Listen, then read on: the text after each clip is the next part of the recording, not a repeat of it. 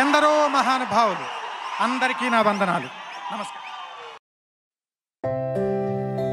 ఎవరున్నారని బ్రతకాలి, ఏముందని బ్రతకాలి.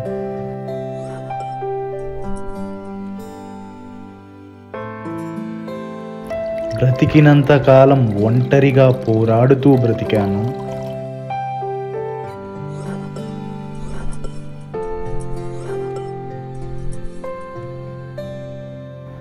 చనిపోయేటప్పుడు ఒంటరిగా చనిపోతున్నాను.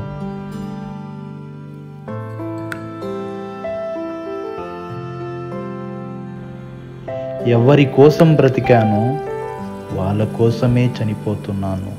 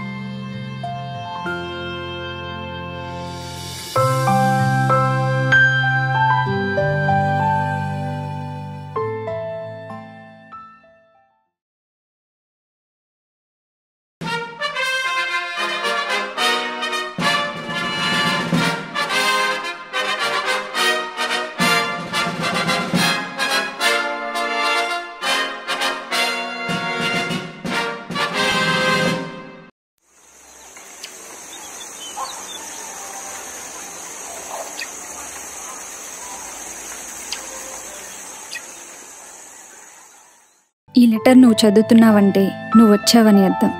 నువ్వు అనుకోవచ్చు, ఇన్నేళ్లు నన్ను పట్టించుకుంది, ఇప్పుడు ఎందుకు పట్టించుకుంది అని. ఎప్పటి నుంచో నీతో మాట్లాడాలి, నిన్ను కలవాలి అనుకున్నా, కానీ అప్పుడు కుదరలా. కాలం ఇప్పుడు కుదిరేలా చేసింది. నీ మనసులో ఉన్న ఎన్నో క్వశ్చన్స్కి ఒకటే ఆన్సర్, ఈ లెటర్. మనం రెగ్యులర్గా కలిసే ప్లేస్కి నువ్వు వస్తావని అనుకుంటున్నా.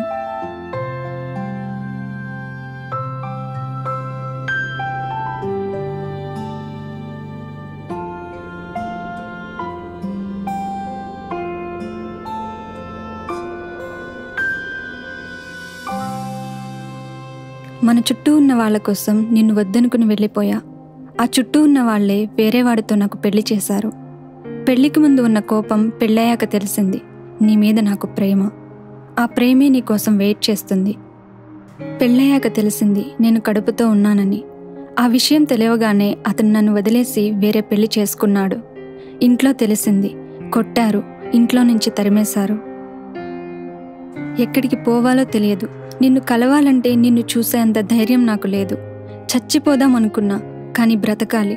నాలో ఉన్న బిడ్డ కోసమన్నా బ్రతకాలి. బ్రతికాను, చాలా కష్టంగా ఇష్టపడి బ్రతికాను. కానీ దేవుడు నాకు ఇవ్వాల్సిన కష్టం నా బిడ్డకు ఇచ్చాడు. తనకు తెలుసు తన తండ్రి ఎవరో అని, కానీ తాను చెప్పాలనుకున్నా దేవుడు చెప్పలేని పరిస్థితి తెచ్చాడు. అవును, నువ్వు అనుకున్నది నిజమే, తనకు మాటలు రావు.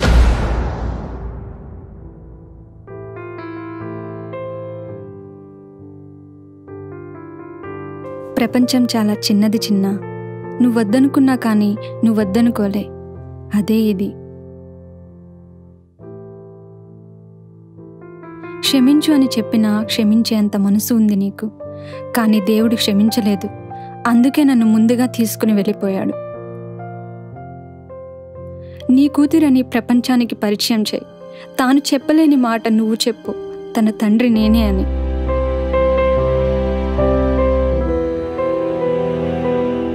చివరిగా ఒక్క మాట, నా కూతురిని మన కూతురిగా ఈ ప్రపంచానికి పరిచయం చేయి.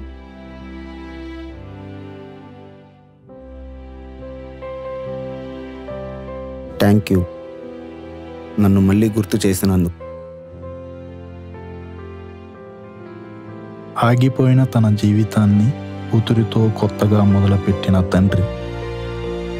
తండ్రి జీవితమే కూతురైపోయింది. మీ సంగీతం చిట్టిరాజు.